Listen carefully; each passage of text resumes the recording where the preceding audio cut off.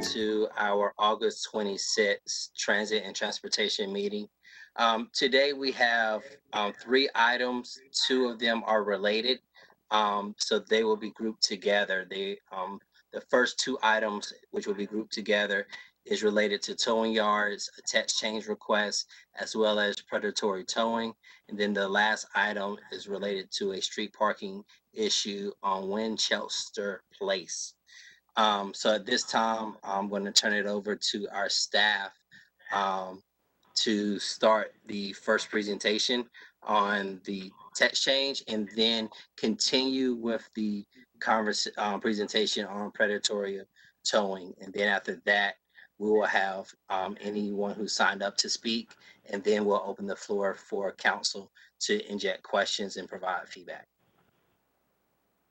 Thank you, Chair. I think Justin Rometta at this point will be pulling up a presentation. Justin, as those on the call may know, is the city's zoning administrator. So the background of this is this was came in through a request from a member of the community to look at a text change. So again, as the chair spoke to, Justin will go through this presentation and he'll give the floor to Brandon Poole to speak to the second issue. Yeah, thanks, Tansy, for that introduction. Thank you, Mr. Chairman and committee members for having me here today to talk about this text change. As you know, it's related to towing yards for vehicles. As you'll recall,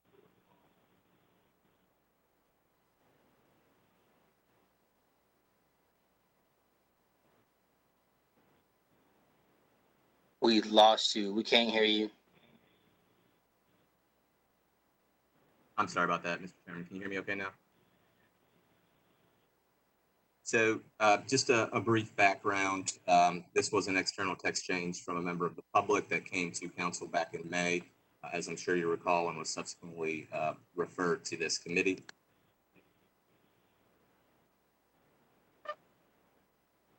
So tow yards are a currently regulated use in the UDO today. It's a principal use that's defined as a facility for the impoundment and temporary storage of vehicles that is operated by someone engaged in the wrecker or towing business. They do require a special use permit approval from the Board of Adjustment, so these are not administratively approved uses. They are permitted in one zoning district only, which is the heavy industrial or IH zoning district, and they are required to be spaced at least 1 mile apart from any other tow yard. Not shown on the screen there are additional standards for landscaping and screening from public right-of-way and from other from adjacent properties as well.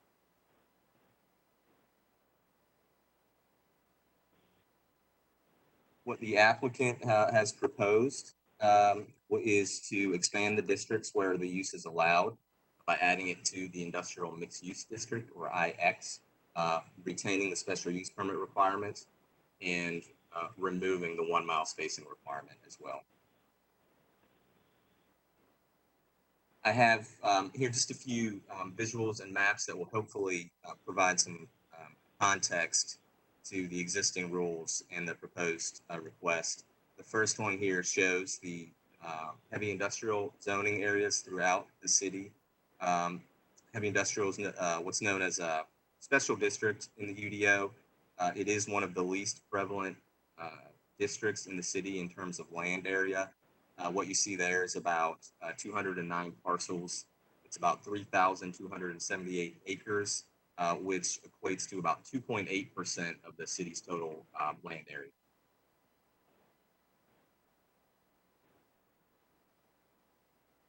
Next slide here will show the existing tow yards that have been permitted to date. You can see there's about a dozen of them. The pinkish dots represent the tow yards. The blue circles around that represent the 1 mile buffer in which no other tow yard can locate today due to the existing requirement.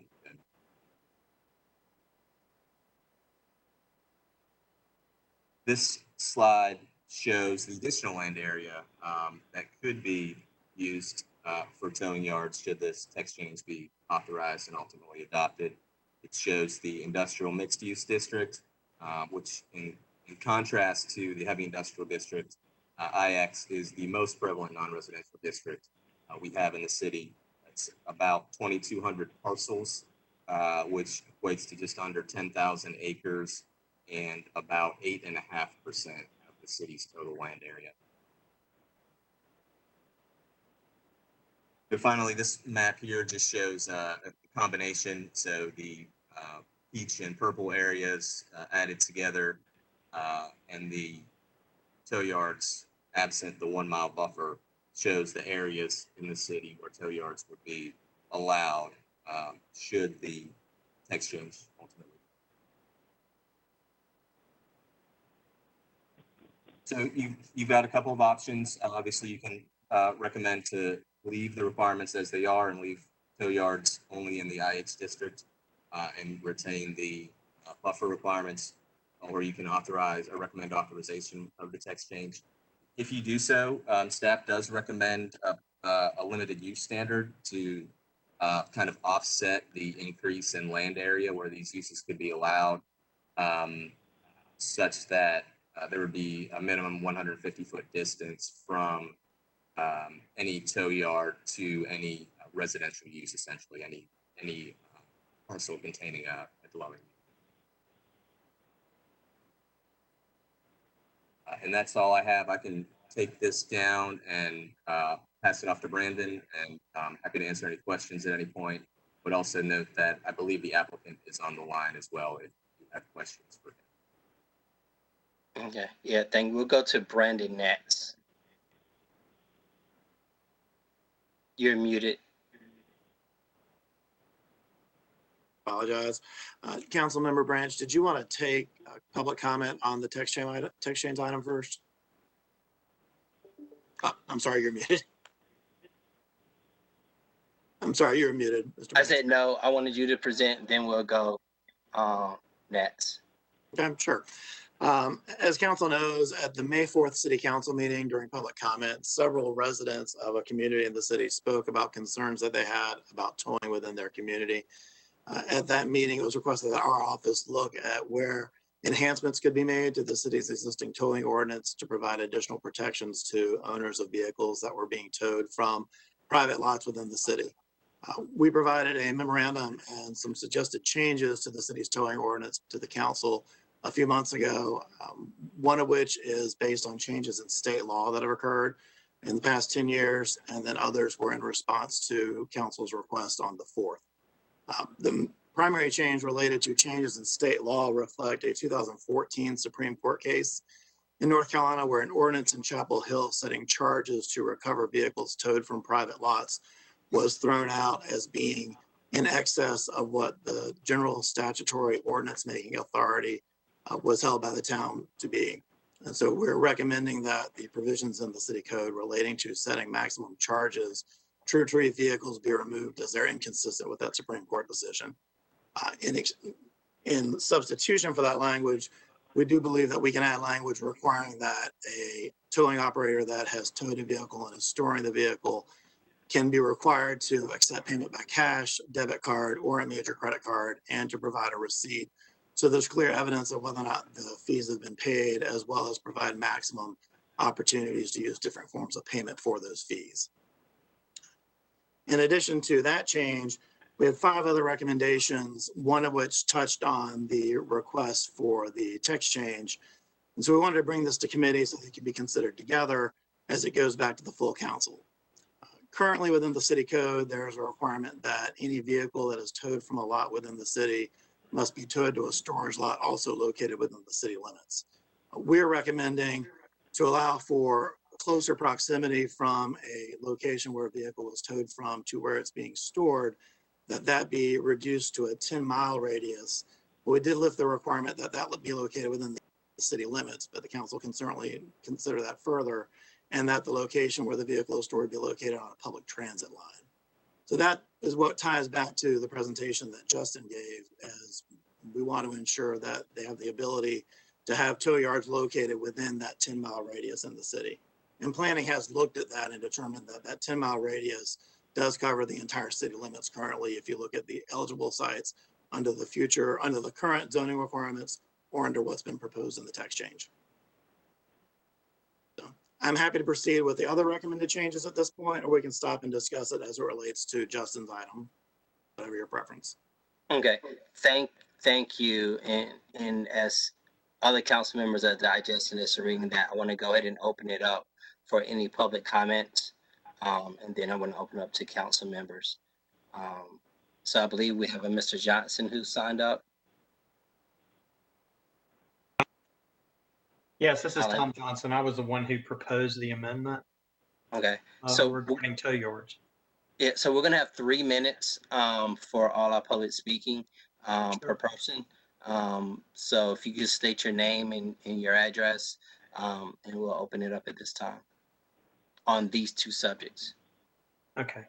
I'm not speaking on the predatory towing because that, I mean, except for the overlap maybe in terms of that radius versus in the city limits, that could impact what I'm going to present. But I'm Tom Johnson. I'm an attorney with Williams Mullen, and I represent Raleigh Towing, who's one of the towing companies that's in the city. Raleigh Towing for a while has been looking for another location, and the restricting point that Raleigh Towing has is Raleigh Towing is on the city towing list, and in order to be on that list, you have to be within the city limits. So when Raleigh Towing went out and looked for a site within the city limits, being limited to heavy industrial, there's as was presented by Justin, there's very few areas of the city that are zoned heavy industrial, and then it even goes further down to a smaller amount in terms of being able to identify a property owner that may be ready, willing, and able to sell a site within that district. And so for a long period of time, Raleigh Towing's been trying to find a location and has not been able to be able to do that. So what I presented coming forward is a proposal that it be allowed as a special use. So it continue as a special use with the restrictions within the IX district to open up more areas for tow yards to exist. And, you know, in addition to that, proposed eliminating the 1 mile spacing requirement because that's a further limiting factor on locations where tow yards can be located. There are restrictions within the special use permit or requirements under the current ordinance that provide some protection for adjoining property owners. And we have no objection to the setback requirement from residential properties. It wasn't our desire at all to be close to residential properties. We just needed to have more locations such as some existing warehousing districts that are zoned IX that are in the city that would be an appropriate location for a tow yard, but they aren't available because they're not zoned heavy industrial. And that's just but an example. My client had a property actually under contract within IX and we could not close on it because of the zoning restriction. So we just need that opened up. You know, the good thing about it is with my client's desire to be on the towing list for the city of Raleigh, that comes with, and that being part of, or is subject to the regulations that the police department has, and therefore provides actually some protection. I mean, he's willing to be regulated because he wants to be on that list, and being on that list has some responsibilities associated with it that really help in terms of any concerns, say, about predatory towing or anything like that. And my client would also like a better location than where he is now, which is not very accessible and not very good, to be able to go to a new location with a new building that's in a better location, to be able to, you know, when someone has a car towed, that they be able to get to the car in a safe manner and recover it. So that was our goal. That's what we're after. So I'm glad to answer any questions that members may have. Definitely, thank you. Did we have anyone else that will sign up to speak to this? I thought I heard there was 2 names. Signed up, but I don't know whether he's still on the line or not, but he's available to answer questions as well. Okay, all right. Well, what I'll do is I'll bring it back to council. I have a couple questions, but I'm gonna open up to my council members first. Does anyone have any thoughts, comments on either of the two? Councilman Buffkin. Thank you, Mr. Chair. So, Mr. Rometta, could you help me with the map? If I'm reading this correctly, there's a couple tow yards that are in IX right now, is that right? Or maybe the parcels are so small and they are IH and it just doesn't show up at that level of detail on this map. Can you, I'm looking at particularly at the 2 or 3 or 4 that are sort of in the Capital Atlantic corridor. I believe, Mr. Buffkin, that those are all IH, with the exception of, I think it is just a function of the parcels being very small, not being able to see on the large map. There may be 1 or 2 that are non-conforming. I will note that in the previous code, the tow yards were allowed in what was formerly called the Industrial 1 district, which is more similar to the IX district today. So rules did change with the adoption of the UDO back in 2013, such that there may be some non-conforming ones out there in the IX district. Okay, that's very helpful. Mr. Chair, may I make a comment, please? Uh-huh. Well, so you all may recall, I objected to considering this text change at our council meeting when it came up and asked that it come to committee. And although I was not prepared to fully articulate why, I have since done some homework. And the basic issue I've got is with the change to IX. I think the change in the 1 mile rule and the staff recommendation on spacing could be helpful, and some of the changes to RPD policy could be helpful for reasons Mr. Johnson discussed. But the real concern for me is along the Atlantic and Capitol Boulevard corridor, the eastern side of District A, where I hope, and I think we all aspire, that one day will be a multimodal corridor centered around the future S line that would run from Raleigh, Wake Forest on north, and we'd have commuter rail and expanded bus service and more connectivity, and the place will look a lot different if we do those things than it does today. So my concern is allowing tow yards to locate there, here in this time period when the S line corridor isn't fully, it's not ready. But I'm concerned that if we're giving space to uses that I think we could probably all agree are not going to be appropriate for the future of the S line corridor, then we'll have less options for making the S line a success. So that's my basic concern, and the reason why I won't be able to support expansion to the IX district.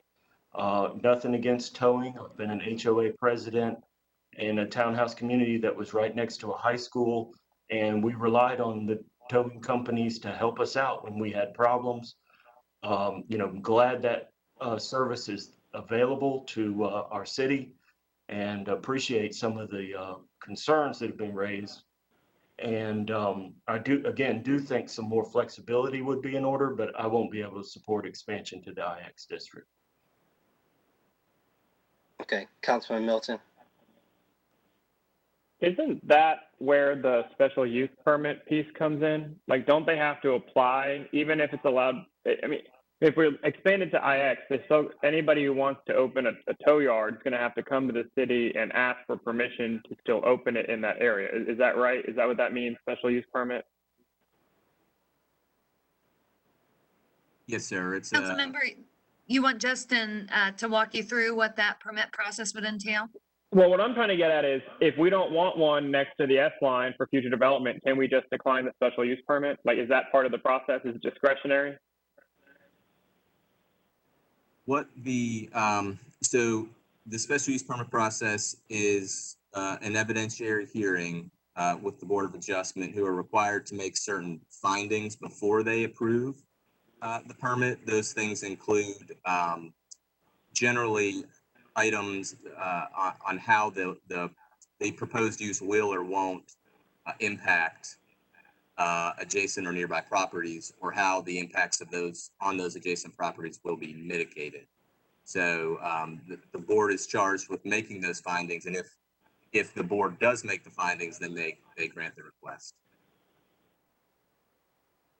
Okay, that's helpful. So it sounds like it's not as quite discretionary as I had thought. Is there anything we can put in the proposed text change that would address this idea of looking at the future land use map or I don't know, whatever guiding development principles we have? Because I agree with Councilmember Buffkin, we probably don't want to allow, it's kind of like the transit overlay districts, right? Like around BRT, we're trying to encourage a different type of development there. And so what we don't want to have happen is we do this text change and a tow yard opens, and then in the future we realize, oh man, that would have been great for some multimodal transportation or multifamily housing. And so would there be a way to incorporate in this text change some sort of discretionary element that helps us maneuver and guide these developments? Yeah, Councilmember Melton, this is Pat Young. I'm with Planning and Development. I'll let Justin elaborate, but what I would recommend is kind of a two-tiered, exactly to your point, approach. One is what we call limited use standards, right? Which is we can put in clear restrictions or limitations that are required to be in place, distance or screening from S-line or from S-line adjacent properties. And then we can additionally have the special use permit process that allows site-specific mitigation and other conditions to be applied. So we can kind of do it as a two-part approach that I think gets at the concern you're raising. Just one more. Using the BRT example, I know we're going to do like the transit overlay districts along those corridors. If we were going to eventually, hopefully encourage commuter rail and develop around it, would we envision an overlay district there anyway? So that would, at a certain point, sort of preclude this type of development from occurring. And I guess the issue would just be if between the day the text change is approved and the day a potential overlay district was applied, if things open there, we can't exactly get the land back. Councilmember, we have both Michael Moore and Pat Young, both of whom can add to my answer here. So you will soon see the text change related to the transit overlay district language. And it is true that the council is going to have some flexibility in where it would apply that district. So that could, I think there's been a lot of discussion about applying that to the bus rapid transit corridors, but it is a flexible tool that could be applied to commuter rail or intercity rail like the S-line. As the council may remember, there is a station area planning process that has just been initiated by NCDOT to study land uses around the S-line that the city is participating in. So it is very well that we could get to the conclusion of that study with recommendations of additional local actions around that. So I think both transportation and planning and development have staff participating in that process that is just getting ready to kick off. So I'll leave it to them to add anything to that or correct anything that I maybe have misspoken. Can we, because I just saw a message, and if we were in person, this would be a lot easier. But Mr. Johnson has some comments that he thinks can help address this. And since they're in this industry, I would kind of like to hear from him again. Thank you, Councilmember Branch. What I'd like to speak to the fact is there's no desire within this requested change to cause any concern with respect to a future S-line corridor or even along, major thoroughfares where you want uses other than tow yards. So we would be fine with some sort of limited use standard that would protect those areas that Councilmember Buffkin has concerns about.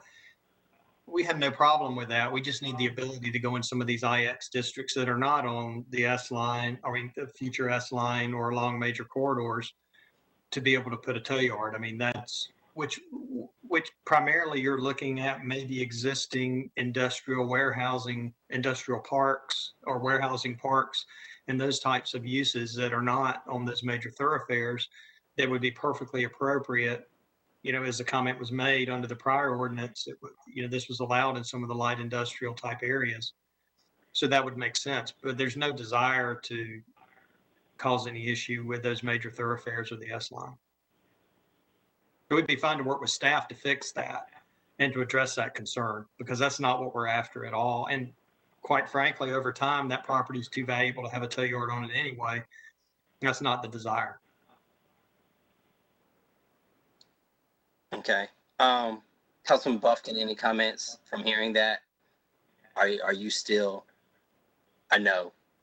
Well, I'm still reluctant and I I'm understand.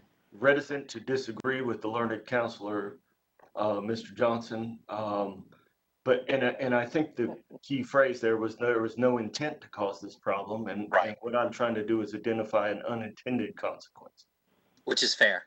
And I do appreciate Mr. Melton raising those questions and coming from a place of yes. Yeah, and as I've looked at this too, first of all, Councilor, Mayor Pro Tem Stewart, did you have anything? Thank you, Mr. Chair.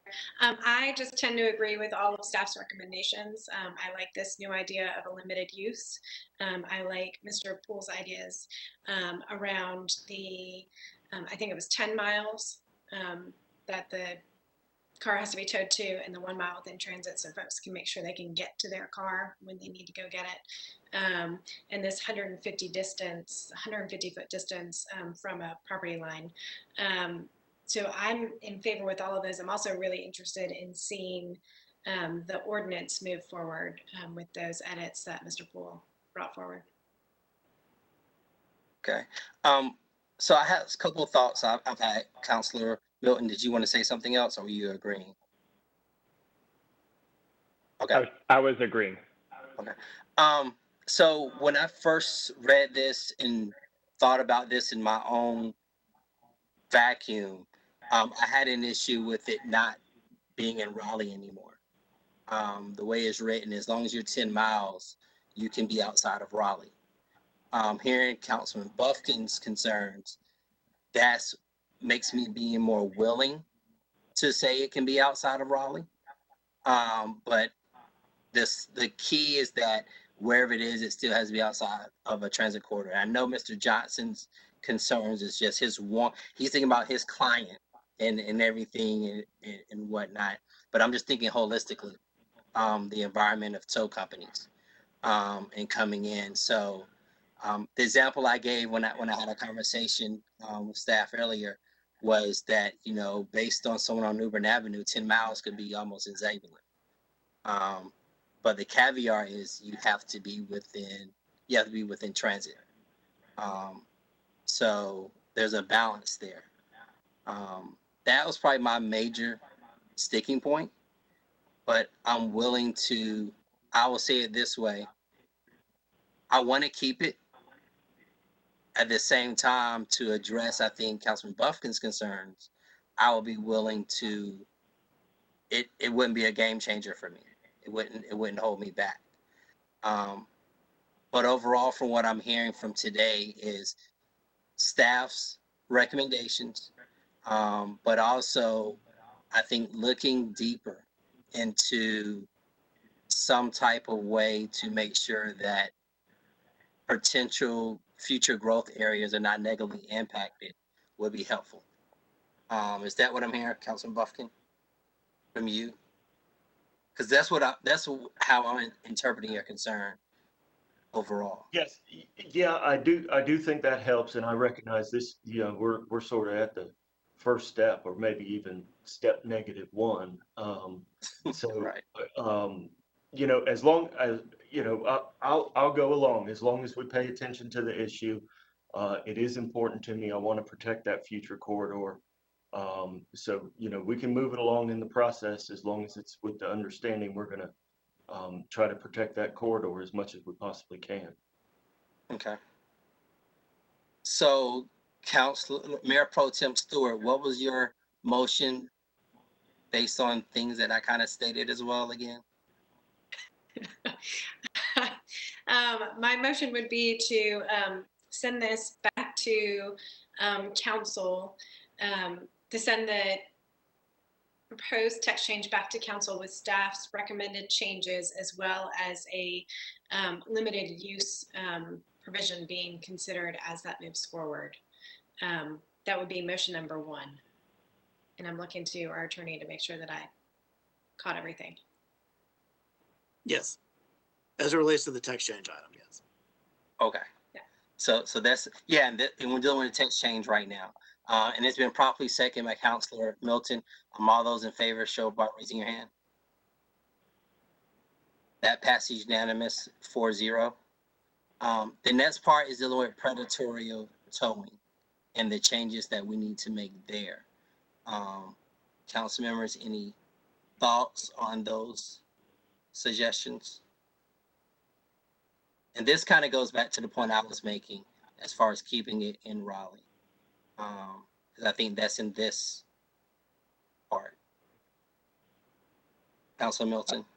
I was just going to say that I'm fine with Mr. Poole's recommended changes to the ordinance. I would be willing to make a motion unless we have more discussion on it. Is there any discussion from any other councilors? All right, feel free to make your motion. Move to adopt staff's recommendations on the ordinance. It's been moved and properly second to adopt staff's, for us to recommend the adoption of staff's recommendation of the ordinance to the full council. All those in favor show by raising your hand. That passes unanimously, 4-0. All right, so thank you for that. Thank you, Mr. Johnson, too, for being patient with us. I know you would have loved for us to move this a lot sooner, but we just towed this along accordingly. I'm sorry, I had to have my one. It was a bad joke. Okay, I'm sorry. All right, next we have the issue with parking on West Chelsea Drive. I'm trying to bring my screen Yeah, back up. thank you, Chair. We'll be having Matthew Courier, our parking manager, will be coming to the podium in council chambers.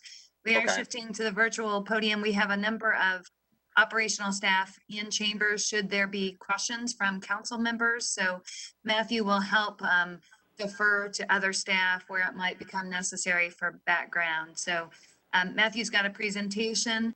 As a reminder, you had a member of the public at your last public comment requesting that the council reconsider some parking changes that have been made. So Matthew will go through some of the history of the item and make sure that you understand the parking restrictions that are currently in place.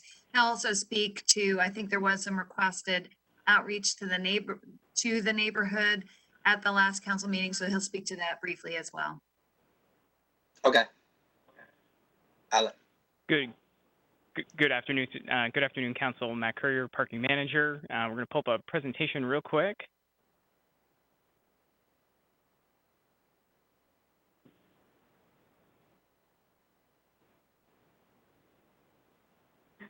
Stand by.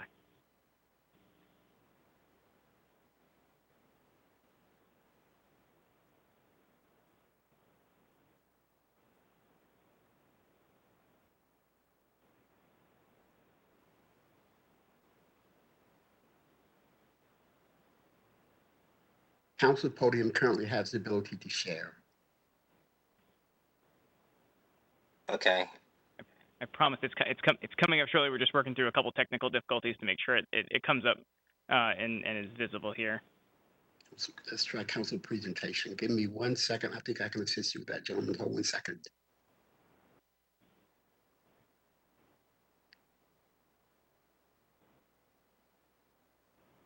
Right here. Yeah. Go to make presenter. Okay, you should be coming up now, sir. There we go. All right, there we go. All right, so again, Matt Courier, Parking Manager for the city. I'll be walking through Wen Chelsea Place to Tansy's point. We'll walk through a handful of items.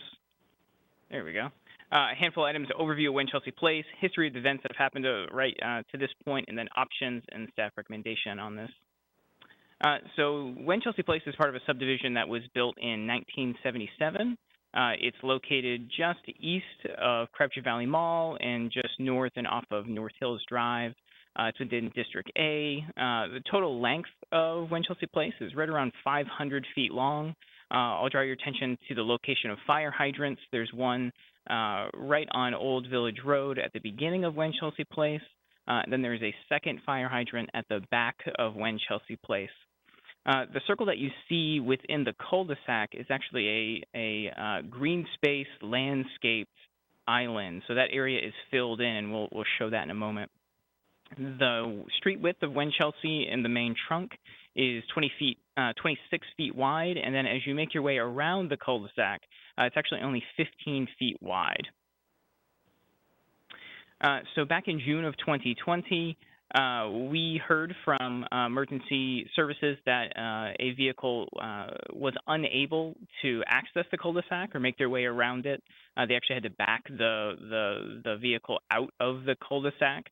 And when we received that, we did some analysis. We saw some images here of what it looks like on the back side of Wen Chelsea Place. So this is on the back side of that landscaped island that we talked about.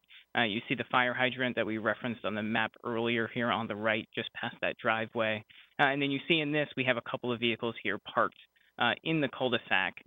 Again, in that area, we're only looking at about 15 feet wide. So the actual pavement that's left for an emergency vehicle to get around this cul-de-sac is just not enough for them to even make it around. So in this instance, they had to back around the cul-de-sac. So between when we've heard about this and then in February 2021, staff evaluated it. We worked with the fire department. We worked with our internal folks in traffic engineering to understand what kind of parking regulations would need to go into place to make sure that emergency vehicles can access this cul-de-sac. What we did, because this is essentially not a traditional no parking zone that we put through the city and that you would typically see come through with the traffic schedule, this is really blocking a travel lane. So we usually don't bring items like this to council because we don't necessarily have to traffic schedule areas that shouldn't be parked. In this example, a travel lane. So in February 2020, beginning of that month, we installed no parking signage around the cul-de-sac. So what I'm going to show next, the fire department took one of their fire trucks out to the cul-de-sac and drove it around, and we wanted to show you what that looked like. So you can see here the video, you're basically positioned in the cul-de-sac looking back across Wen Chelsea Place. You can see the fire truck here has to swing to the opposite side of the road in order to swing into this cul-de-sac. You can see as it goes around, not a lot of space beyond that fire truck between it and the curb. So as you can imagine, any vehicles that are parked in the cul-de-sac would certainly make it impossible for the fire truck here to make its way around. What you're seeing in the middle of your screen, you can see there's some tables and some benches and this landscaped kind of green space island as well as some mature trees. As it makes its way around the backside, you'll see going really slow. It's about as tight, I believe, as that fire truck can turn to not hit the landscape island and also not damage any property. As it makes its way exiting, you'll see that it hugs that inner side in order to make sure that it clears the curbing as it exits. So this map here shows the no parking restriction that staff put in place in February of 2021. The red line that you see around the cul-de-sac and then also at the throat of the cul-de-sac is the area that we signed as no parking to make sure that those, again, emergency vehicles can make their way into the cul-de-sac and then safely get out efficiently of the cul-de-sac. And again, you can see a blowout of that landscape traffic island, about 60 feet wide, tables, some benches in there, as well as some mature trees. So between February and July, staff received multiple reports from the Solid Waste Services Division that they were incurring difficulty servicing Wen Chelsea Place. So their vehicles were incurring parked cars that were impeding their ability to provide, access and service to Wen Chelsea Place. So in July of 21, we had a multi-departmental on-site meeting. We'll show some photos here. We pulled a solid waste services vehicle out there. We legally parked some vehicles along Wen Chelsea Place here. And as you can see from this photo, a solid waste services vehicle with cars parked on both sides of Wen Chelsea it's a pretty tight width there for that vehicle to safely get through that 26-foot wide street width. The next photo here, you'll see now the perspective is flipped. The landscape island is behind the truck, and as it exits that cul-de-sac landscape area, we have two legally parked vehicles: the white van on the right, and then the white truck on the left. I've circled where the no parking signage was installed, so you can see these are both legally parked vehicles, and you can see it is a very, very tight exit for this solid waste services vehicle to get through there safely, again, without damaging property. We typically use solid waste service vehicles as good analogs for emergency vehicle access. So solid waste services is on our streets every week servicing, and we lean on them to let us know if they're running into access issues, so we can make sure that the fire department, in the case of an emergency, doesn't run into those same issues. So in August of 2021, we sent mailers to the neighborhood to let them know that we were going to do an additional parking restriction to extend where those no parking zones were, to make sure that our solid waste services vehicles, and therefore our fire and EMS vehicles, could safely exit and enter the cul-de-sac. And then at the council meeting in August, you all heard some public comment, and then referred this item to T&T committee. So we have a couple options here that we can go forward with. So mitigation option number one is this extended parking restriction. So what you'll see in the red is the current no parking restriction, and then in the blue is what we have proposed as an extension of that no parking restriction to ensure that emergency vehicles can get in and solid waste can get in and service the cul-de-sac. We have an additional 6 feet on the south side, and then an additional 88 feet on the north side. 88 feet may seem really long. Unfortunately, the distance between the two driveways on the north side was so close that there wasn't enough room for a legal parking space as we go 5 feet off a driveway on both sides. So we had to extend it 5 feet off of that northern and most western driveway. Mitigation option number two would be to remove the landscape island. Again, you can see about 60 feet wide, with some trees and tables and chairs that the folks in the neighborhood have placed there. Preliminary cost estimates are around $300,000 to remove that and then make the cul-de-sac up to standards. That would include off-site stormwater mitigation fees because we'd be removing permeable surface. And at the moment, there's no funding source programmed for this. It's unknown if the broader community is in favor of removal of the cul-de-sac. We did receive comments back, and we'll talk through the ask that we've done to the neighbors. But recently, we did receive comments that indicated that at least one of the neighbors in the neighborhood would not be in favor of removal. And there's also no staff process or petition process that is really built at the moment for an item like this. So we would have to build what that petition process looks like. There would be no parking gains from the removal of the island within the cul-de-sac. As you could tell from that fire truck making its way around, it's really having to lean on the edges of the cul-de-sac to safely and quickly make its way around that cul-de-sac without having to make a 3 or 4 or 5 point turn and slowing down its service. And then if we did remove the landscape island, the restrictions that we suggest in option one would still need to go in place, but only until the CIP project is finished. So what we would basically have is before the landscape island was removed, we would have mitigation option one in place. And then after the landscape island was removed, we would have this condition, which is basically the same condition that we have there today. So by removing the island, there's no additional parking gains, but there would also be no additional parking losses. So to recap, option 1 would be this, the additional parking restriction. Option 2 would be a CIP project to remove the cul-de-sac island. And staff's recommendation is the additional parking restriction. No action would be needed by council because this is an obstruction of a travel lane, and then we would make the appropriate installation. Happy to open this up to questions. And I again have a lot of staff here from a lot of departments to address any specific questions. Matthew, can you speak to outreach that we did out to the community in advance of this meeting briefly? Yeah, so this item was referred at the last council meeting last Tuesday.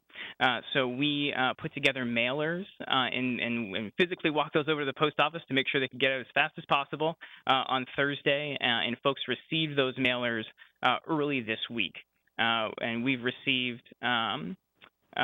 we've specifically received one email from somebody in the neighborhood who was in support of the parking restriction and not in support of the removal of the island.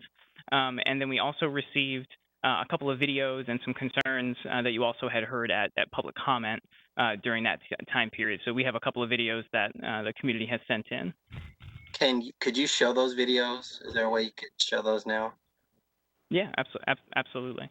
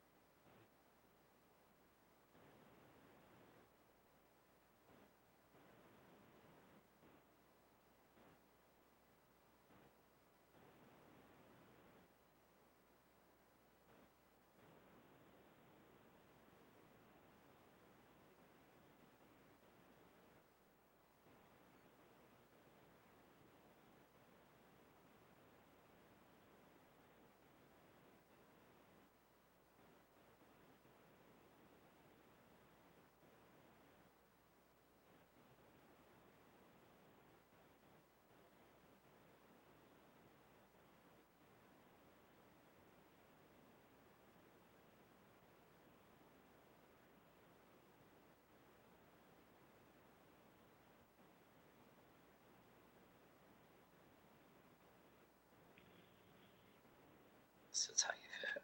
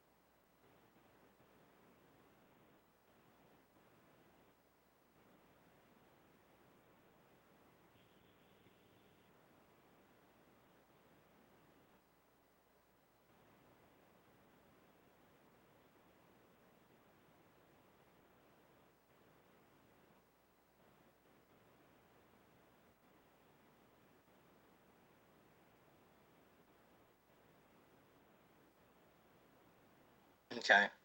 Um, yeah, I see the first one. I guess one of our solid waste vehicles came down.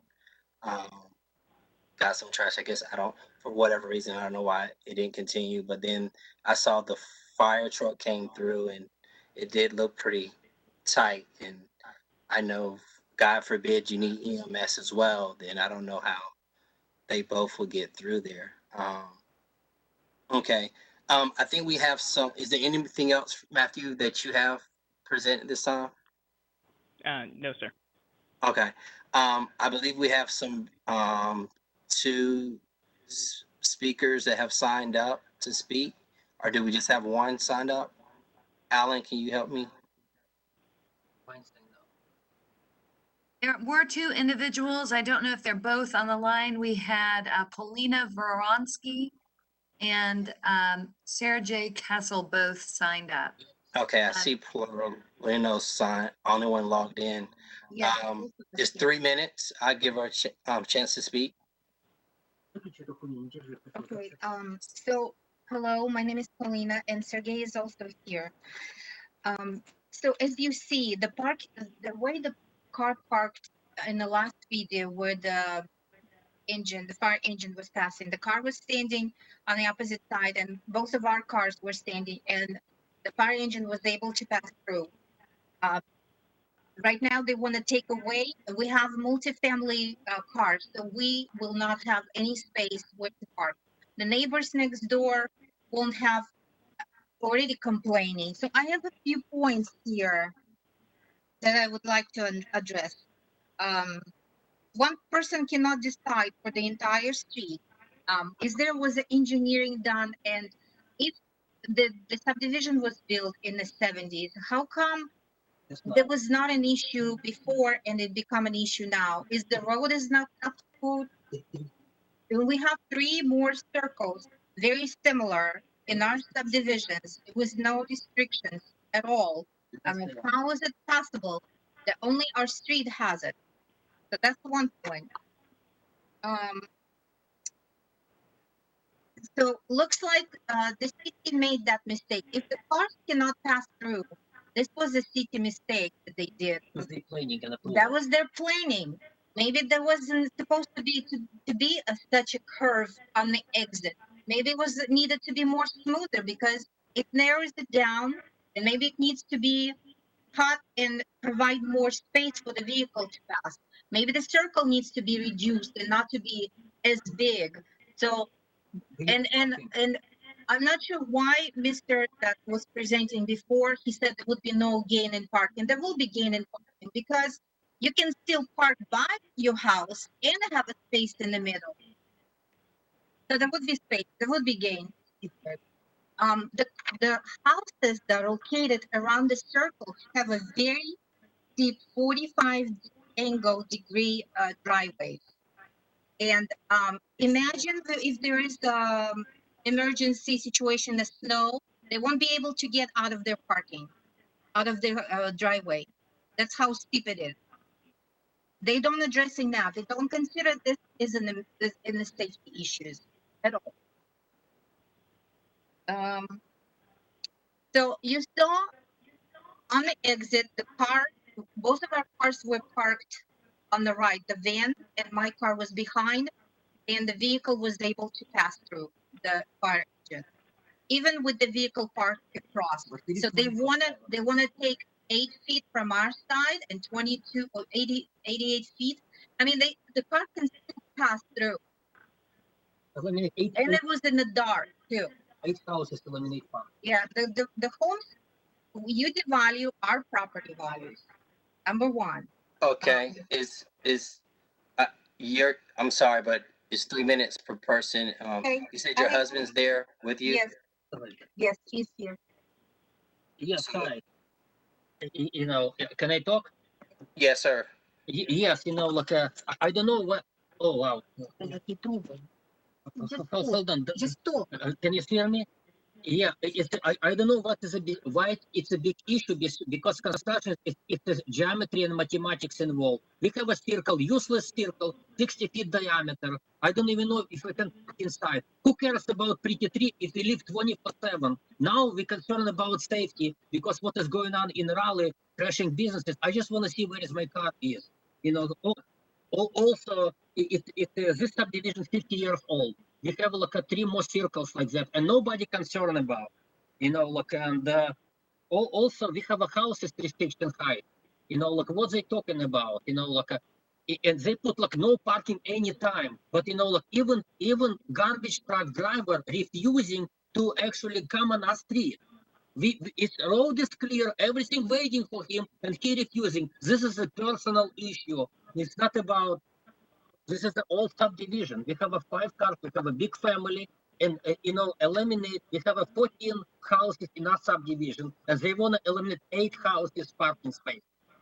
You know, this is the city fault. I'm in construction field. This is city fault because they support you guys planning, you guys approval. You know, look, and now if you know if you have any issue, you guys supposed to fix. I don't know. I don't know how you can come up with the budget $300,000. If you want me to pull under my permit and fix it, I'm more than happy to do so pro bono. You know, like we're not supposed to suffering as a residents. We pay property tax, and we want to come over home and have a parking space. You know, it's an old subdivision. Just right now we have an issue after 50 years, almost 50 years. Now we have a problem. How about another circles and everything? Less diameter. We have a road, not 15 feet, 18 feet diameter. I mean, I'm talking about wide. You know, another circle, 17. I measure it up because I walk through. You know, like because you know, like if garbage man don't want to pick it up and do his job, you know, maybe you have to switch garbage man. You know, like, because it's causing problem. You know, look, and we need the parking spaces. Extended parking space is ridiculous. You know, because your job is fixing, not our neighborhood. You know, like we need parking space. What can I say? You know, like it's I mean, it's a geometry and mathematics. Yeah. Yeah, and also visitors try to park everywhere. We try to obey your rules and regulation. When visitors come over or servicemen come over, they park anywhere. They blocking your circle anyway. It's not going to work because you know guys who come over they don't care. They park anywhere and blocking your circle. Maintenance, you know, Thank, like any delay. thank you, sir, too, for your comments and information there. As far as from what I gathered, I think the main concern is you don't want to lose your parking spaces, because you feel vehicles can get through. I kind of want to open this up for council now to ask questions. We do have staff in the chamber that can come and speak to public safety and fire. And actually, before I open up the council, do we have someone from the fire department that can come and speak to their concerns? Sure. Charles Williams is making his way up here.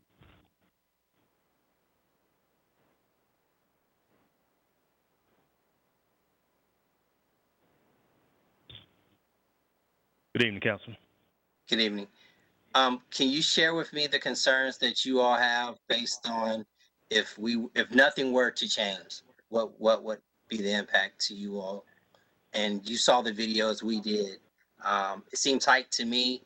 I know you couldn't get a ladder truck through there if you needed to. But I would like to hear from you all. From you. Well, first of all, I want to start from the beginning on the average fire emergency call to this residence will be 4 engines and 2 ladders. You saw the picture of one ladder, which has a single chassis. There's another ladder that responds that has 2 chassis, and it's a tiller. And that particular one would probably be sticking out on the very entrance of that cul-de-sac. So that would be one problem.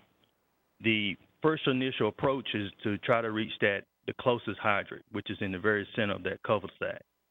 And if we clog that up with 4 engines, then we're going to have apparatus lined up along the street, and our personnel will have to walk downhill, which is a problem to get to the residents of the property that could possibly cause an injury to the firefighters and property damage if we try to back in and out of that cul-de-sac.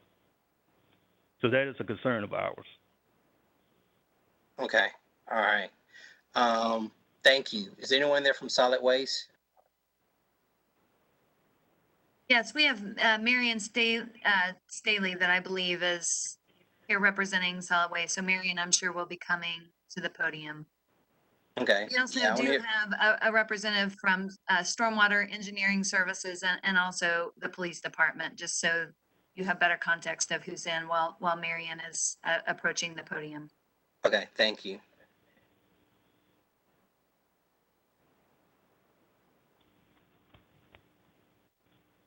Good afternoon. I'm Marion Staley, City of Raleigh Solid Waste Services. Yeah, and my question's the same. We saw the video, but you all are out there weekly. So I would like to hear the challenges you all have been having, and what would happen if there were no changes. So yes, sir. In reference to the first video that you saw, what you saw is a side loader truck, which is an automated truck that has an arm. He entered into Winchelsea making a right, and then he dumped. When you go into Winchelsea, you can see the actual cul-de-sac and where parking is. So what that driver did was collect 2 containers that he was able to collect, then back out, and then he proceeded onto the route. That didn't represent a reduction in service, but it did represent a rerouting. So what we have to do on a 50 to 75% basis is let that truck go, pull resources from another route, which is a smaller vehicle, which already is, the route is designed for the capacity of that vehicle, but pull that vehicle over, then go down and actually collect. That creates a couple of problems. One, routing, collection efficiency, cost, but also because we have pup trucks that take, say, 2 tons, by the time he gets to that street, he has to make sure that he's able to collect 14 houses that may have multiple containers at the location. So that's the problem that we see happening over. If no change happens, we no longer can actually service with the automated vehicle. It'll have to be a whole new rerouting. Okay, that's helpful for me. Thank you. At this time, I want to open it up for council.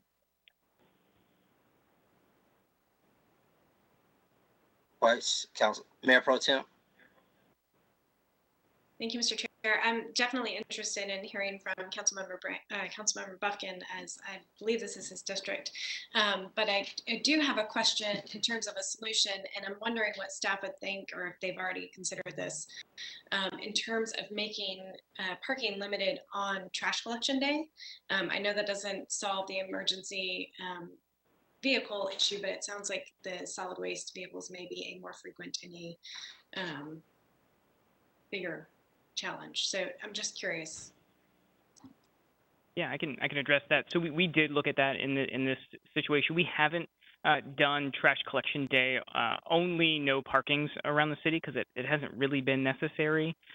In this instance, doing that would free up access on days where solid waste services vehicles need to get in, but we would still run into the same issue with getting fire apparatus safely into and out of that cul-de-sac. So for us, we tend to consider, issues like this, a blocking of a travel lane rather than an institution of an area of no parking. So while to your point, that a kind of no parking restriction on days with solid waste collection would solve the solid waste issue, I think we would still run into emergency vehicle access issues here. Okay, Mayor Pro Tem. So this isn't a new cul-de-sac, this isn't a new island, and I have looked at the map and seen that there are other cul-de-sacs and islands located nearby. I'm curious why, and I think that neighbors asked this question as well, I'm curious why it's a problem now, or if it was just not a recorded problem because our emergency vehicles hadn't tried to access it before this time. But a little light on that would be helpful. Yeah, so there are three other kind of landscaped islands within this community. For us, access restrictions here are based on behavior, and in this case, parking behavior. So if there isn't an access issue if cars aren't parked on the street. As far as we can find, we have not had reported incidents on any of the other cul-de-sacs with access issues with emergency vehicles or with solid waste, at least on a consistent basis at all. So in cases like this where we have recorded emergency vehicle access concerns, staff takes a conservative approach and solves those so that, again, if in the course of an emergency, that, our first responders aren't delayed. Thank you. Okay. Councilor Buffkin, you were kind of mentioned. Yes, and thank you for that, Mayor Pro Tem Stewart. As you've seen in the presentation, this has been going on a long time, and we have, done the best we can to reach a solution. And I would say first, council members, if you haven't worked with Mr. Courier, you should get to know him, and when you do, you'll have full confidence, like I do, that he's fair, creative, and put a lot of effort in trying to resolve this. So Matthew, thank you for your efforts on this. This is not an easy solution. And maybe I can add a little color in response to one of your questions, Mayor Pro Tem Stewart. So the driveways that are at the end of the cul-de-sac are quite steep. And that's why people started parking on the cul-de-sac to begin with. And you can, see the obvious problem, whether it's inclement weather, ice and snow, people want to know they can get their car out in the morning. Or if it's individuals that have challenges with ambulatory movement, that's a concern too. We don't want to force people into a situation where they have to try to navigate a steep driveway when it's not safe. So that's kind of how this all came to my attention. And so one concern, and Mr. Courier, you may want to speak to this, is, I'd really like to preserve a solution for the folks that live at the end of the cul-de-sac who need a safe place to park, a flat place to park, not in the cul-de-sac because of all the problems we've heard about now. So, initially I thought that we had got to a pretty good place with those folks being able to park down the street. And then something happened where that parking was being taken up by other people. And so the solution didn't look as good as it did initially. But Mr. Courier, maybe you could speak to that and this challenge of trying to preserve some safe parking for the folks that have these really steep driveways. It really is quite treacherous. You might have seen on the map that the creek goes in there and the elevation falls off rather steeply going down from the cul-de-sac to the creek. But anyway, let me respond, and then maybe I'll have a few more comments.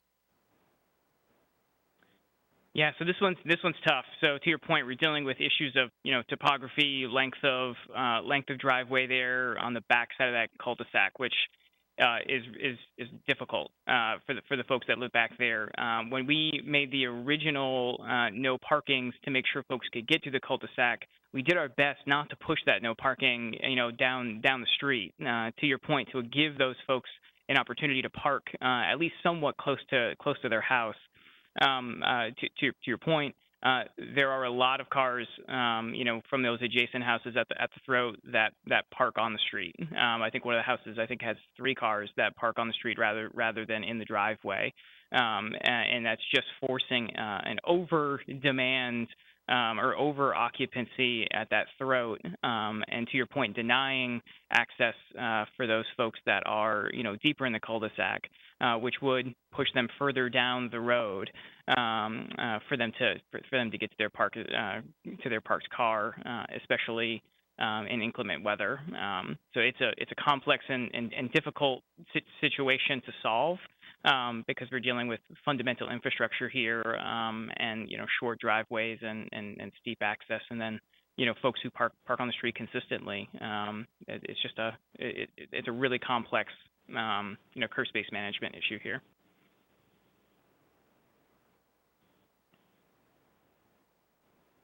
So before us, council, the council is, we brought this in to hear the case, to hear the situation.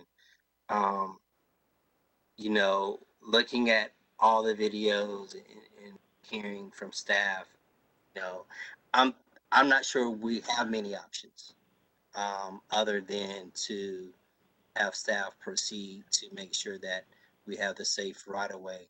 And this is safety for all residents. It's not about one house or two house. It's about all the homes there. If someone calls for an emergency at any time of day, we need to make sure that the emergency services can get there. We heard about the engines that respond, but you throw on top of that police, and if EMS is needed, you have now almost 10, 12 vehicles needing to maybe get to a house at the end. We don't know. We pray it's never needed, but we plan for just in case and not, in case of. So any other council members have any questions, concerns? Councilman Buffkin, this, like I said, this is your district. So we're going to kind of lean on you as well, but I will support you in that. So Councilor Milton, you wanted to make a statement? I was just going to add, obviously, I am empathetic to the comments that were made by the residents. I live on an alleyway, so it's basically a one lane, one way street. And we have the same issue on my road. No, we don't park on the street. Everyone has to park in their driveway. And the comment about diminishing property values by taking away the parking, I would argue that if the city can't pick up your trash, or if an ambulance or a police car can't get to your house or your neighbor's house if there is an emergency, that diminishes property value as well. Just because this recently became an issue doesn't mean it's something that should not be addressed. I understand the argument, well, this circle's been here forever, and why is it an issue now?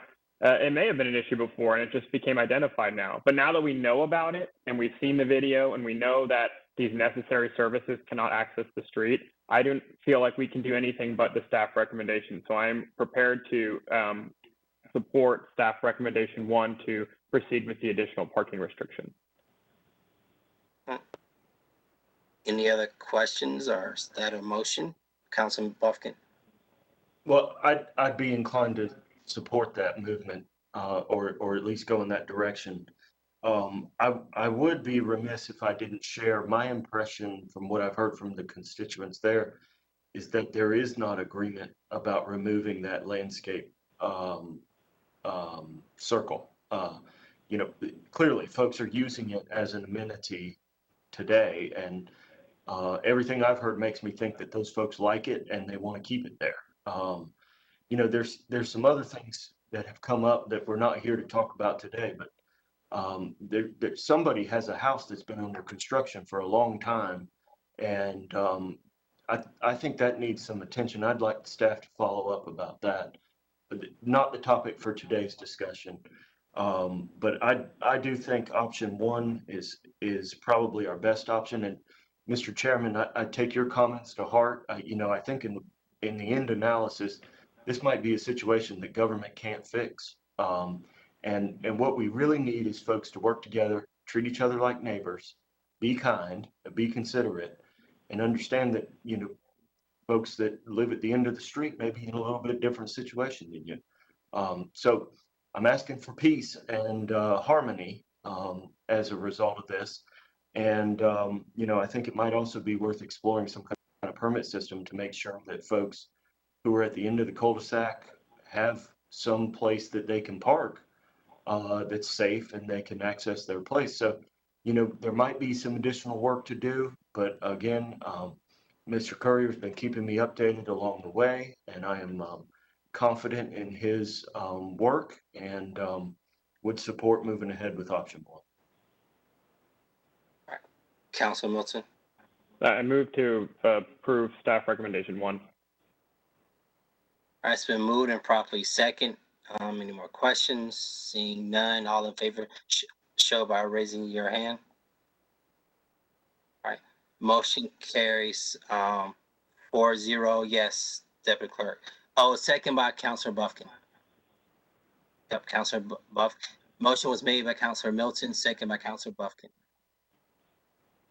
And again, I think it goes back, Councilor Buffkin said it best, the community working together to try to come to some sense of harmony. And if the community comes together and says, hey, we want this island removed, we'll work with staff on some type of process that can cover that cost as well through whatever means. But today's was about the parking. One thing I did notice in the demos where you had the no parking signs up, the residents that Councilor Buffkin were talking about, I didn't see those cars there on the area that we're really talking about extending it to. So it sounds like they found a place, at least for right now. But we'll continue to work through it, and any other issues, concerns that come up, council will address. There are no other items on the agenda, and we have no pending items. So with that being said, does staff have anything else for us? No, thank you for the time today. Thank you. And I do want to thank all the staff that were in the chamber that was prepared to speak. Thank you all for your time. Thank everyone for participating, and have a blessed day. Take care. We are adjourned.